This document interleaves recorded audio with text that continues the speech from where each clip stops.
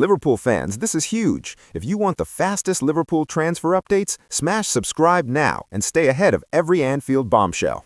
News headline: Mo Salah seeking AFCON revenge against Liverpool ace who was never his best friend. If you believe the man closest to Sadio Mane and Mohamed Salah, he'll tell you they were never best friends, and it was rare to see them speaking. Roberto Firmino formed the third part of Liverpool's fearsome forward trio, often being the lesser headline member, as Mane and Salah grabbed the glory. Both men claimed the Premier League's golden boot, but amid their need to work in tandem, there has been a battle for continental glory. It will reignite this Wednesday with Egypt facing Senegal, once again, in the Africa Cup of Nations. Mane has been able to enjoy the bragging rights on the international stage. Whilst their club's exploits were always shared, their international careers have contrasted. And perhaps that rivalry, which only lit once they put on their country's colors, is why they could never shake the fact they were up against each other. Firmino said in his autobiography, Si Senor, "I knew these guys better than anyone. They were never best friends. The three of us had very different personalities. Mane the most explosive, my role as the peacemaker, unifier. It was rare to see the two of them talking, but they never severed ties, always acted with the utmost professionalism." That doesn't mean tensions didn't boil over. Salah has always been credited with that selfish streak every elite forward needs. Mane, which is perhaps his greatest quality, didn't have that, and his work rate sat alongside his individual brilliance. And it was those differing approaches that made them elite, but also led to clashes. On one famous outburst at Turf Moor, Salah chose not to pass to Mane, scuffing his shot, and the Senegal star didn't let it go. When subbed off, he let rip at the bench, likely telling Jurgen Klopp how he felt, with his emotional outburst undoubtedly owing itself to his teammates' selfishness. But while Salah's bowl output far outweighs Mane's, the forward will be able to leave behind a legacy of success with his country. Salah is yet to have that. Mane is at his 6th AFCON, Salah his 5th, and in that period, the 33-year-old pair have played in 2 finals each. The year they met each other was 5 years ago. Billed simply as Mane versus Salah, the former had a penalty saved in ordinary time, but responded to convert the last Senegal spot kick in a shootout that delivered his country's maiden AFCON. Lightning was to strike twice, as only a month later, Salah missed a spot kick in a 2-legged qualifier for the World Cup. Mane would again be the man to step up for the decisive penalty, scoring to send Senegal to Qatar and leave Salah watching the tournament from afar. The fire burns within, brightly. Egypt have been African champions a record 7 times, but never during the Salah era, and he made it clear just how much he wants to get over the line. "Nobody wants this title as much as I do," Salah said after Saturday's 3-2 win against Ivory Coast had put Egypt into the last 4. "Thankfully, I have won every title apart from this one, but that doesn't help. I've carried the pressure for a long time." During his time at Liverpool, he helped banish their league title demons, ending 30 years of pain. He helped end Jurgen Klopp's demons, scoring the opener in the Champions League final, ending a run of 6 final losses in a row for the German. Now he needs to address his very own demons. This may only be for a place in the final, where it'll be either Nigeria or Morocco waiting, but Mane is a hurdle Salah is yet to overcome. News headline: David Ornstein, world-class star, set to leave Liverpool on free transfer. Ibrahima Konate is on track to leave Liverpool when his contract expires after the season. Journalist David Ornstein has revealed. The France international's future has been the subject of speculation in recent months, with Liverpool making efforts to extend his stay at Anfield for the foreseeable future. However, with no breakthrough in contract talks, Konate is anticipated to depart the Reds on a free transfer when his deal runs out at the end of the season. Liverpool are expected to target a replacement for the world-class Frenchman in the summer market, with Crystal Palace captain Marc Guéhi remaining high on the shortlist. Ibrahima Konate on track to leave Liverpool. According to Ornstein, Liverpool are expected to focus on signing a new center-back in the summer after failing to reach a breakthrough in talks to extend Konate's contract. Konate has been a key player for the Reds this season, making 29 appearances across all competitions under Arne Slot and scoring 1 goal. The Frenchman, who joined Liverpool from RB Leipzig in the summer of 2021, has lifted 5 major trophies during his time at Anfield, including the Premier League in 2020 2024-25. Konaté's performances have been the subject of heavy criticism this term, with Liverpool failing to mount a serious title defense in a disappointing campaign under Slot. As a result, Real Madrid ended their interest in signing the central defender on a free transfer after the season, informing Liverpool last year that they would not be pursuing a deal for Konaté. News headline: Liverpool preparing lucrative offer to sign Real Madrid midfielder Jude Bellingham by Ash Kilner, January 13, 2026. Video: Bellingham scores first goal in 2025-26 against Juventus. Liverpool have been in decent form lately, and their quest for a Champions League spot is back on. With Arne Slot steadying the ship over recent months, his job is safe, but there's a visible room for an improvement to the squad ahead of next season. Spanish source Fichajes has reported that Liverpool are keen on signing Real Madrid midfielder Jude Bellingham and are preparing a club record offer worth approximately £155 million for the international services. Bellingham is one of the world's best midfielders and is capable of playing as a number 8, number 10, or even as a false 9, so his versatility will be a massive bonus for the Reds, especially with Florian Wirtz playing better down the flanks. Bellingham happy at Madrid. Jude Bellingham has been an important fixture in Real Madrid's plans since joining them. Under Carlo Ancelotti and Xabi Alonso, he enjoyed success and is likely to be of high prominence under Álvaro Arbeloa as well. In fact, he is expected to begin contract talks with the Whites soon, and given how brilliantly he has performed for them in the last year or two, including winning the Champions League, it seems like a formality before both parties extend their association. For Liverpool to be able to lure Bellingham away from Real Madrid, they would need to make a very compelling offer and convince the 22-year-old to join them from a sporting perspective, and not just from a financial viewpoint. As such, it is difficult to see Bellingham leaving Real Madrid less than 3 years after joining them, and Liverpool, in spite of their willingness to spend a huge chunk of money on him, are likely to walk away dejected from the negotiation table. Watch out, a special winger is coming to Liverpool's first team. An exciting winger is being lined up to join the first team very soon at Liverpool. At the very core of the club's ethos is player development. Liverpool is the club that produced Ian Rush, Robbie Fowler, Steven Gerrard, Michael Owen, Raheem Sterling, and Trent Alexander-Arnold. It's a club where bringing through young talent is the utmost of importance. Jurgen Klopp understood the essence of this. He was a very keen promoter of young talent, and Liverpool reaped the rewards of his work. The players Klopp promoted either turned out to be key first-team stars, or the Reds were able to sell them on for profit, and those players have gone on to have successful careers elsewhere. Under Arne Slot, things have been a little bit more difficult when it comes to the promotion of young talent. Slot prefers to keep his core group tight, and he rotates less in games than Klopp. As a result, chances for young players have been limited. But it's not impossible. A pathway still remains for the very best young. Right now, this includes Rio Ngumoha and Trey Nioni, but soon they'll be joined by another special winger. Joe Bradshaw is a name you haven't heard of yet, but you soon will. He's one of the best young talents in the club's academy and has 29 goal contributions in 40 games for Liverpool's U18 side. 17 years old, Bradshaw scored his first goal for the team at 15 years old and has been a regular with the U18s ever since. Quick but also extremely elegant in his ability to carry the ball, Bradshaw is excellent in 1-versus-1 situations.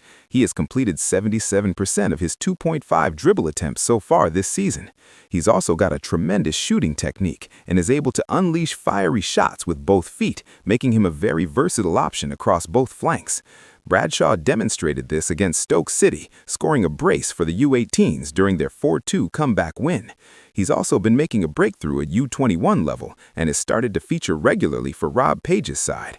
With possible loan moves for the likes of Trent Cone-Doherty and Kieran Morrison this month, a permanent promotion is likely for Bradshaw, and if he continues in the same vein of form that he has been performing at U18 level, then he has a very good chance of earning a spot among Slot's elite academy kids, especially considering Bradshaw is predominantly a right winger.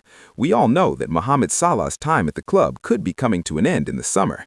This will present the opportunity for Bradshaw to stake a claim for that spot himself, especially in pre-season, when a lot of the club's key stars will be away at the World Cup, meaning there will be extra spots up for grabs in some of the pre-season games for the club's academy youngsters. It's only a matter of time now, though, until Bradshaw is in the first team. He's coming. With every performance like the one against Stoke, he just gets closer and closer to showcasing his special talent to the rest of the club's fan base.